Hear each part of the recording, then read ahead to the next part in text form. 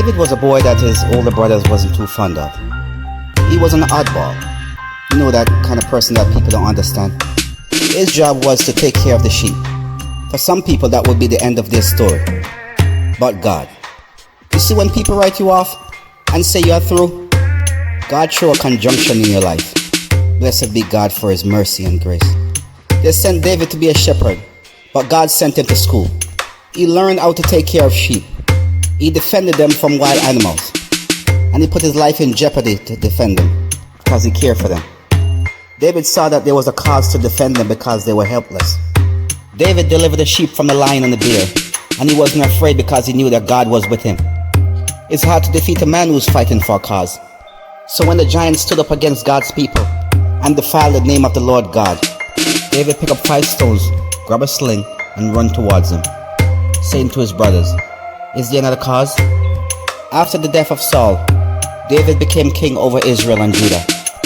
There was no king like unto David, whose heart was fully committed to God. God blessed him in abundance and set him as the standard bearer for all other kings who come after him. Yes, David had faults and failures, but there is no man who have it all together. There are failures in all of us. The difference in David was he have a faith that never fails. You see, every time when David fall down, he always make his way back to God. When his wife and children were taken captive and he lost everything, what did he do? He encouraged himself in God. Hear him again. As the deer panted after the water brook, so panted my soul after God. My soul thirsts for the living God. Hear him after Nathan the prophet approached him about Uriah and Uriah's wife. Instead of denying it, he threw himself down on the mercies of God and said, "It's you I've sinned against, and done this evil in your sight. Restore unto me the joy of thy salvation, and renew a right spirit within me." Hear him again when he disobeyed God and numbered the people. He said, "Let me fall into the hands of God, because with God there is mercy."